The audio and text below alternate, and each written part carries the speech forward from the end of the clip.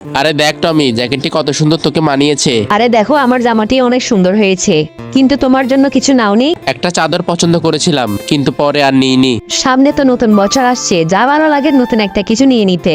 একটা সুন্দর জ্যাকেট দেখেছিলাম, কিন্তু দাম জিজ্ঞেস করে দেখে 1000 টাকারও বেশি। পরে ভাবলাম এই বছর থাক, আগামী বছর নিব। এইভাবে মেনে নেওয়া যায় না, আমাকেই বাবার জন্য কিছু করতে হবে। কিছু একটা করে হলো বাবার পছন্দের জ্যাকেটটি বাবাকে আজকে আমি উপহার দিব। নতুন বছরে তোমাদের সবাইকে শুভেচ্ছা। এইবার আমার উপহারটা দাও। আরে টমি, এই উপহার দিয়ে কি করবি? কি করব সেটা বলা যাবে না, তোমরা মাত্র একজন আমাকে উপহার দিয়েছো। আচ্ছা দাঁড়া, আমি তোকে উপহার দিচ্ছি।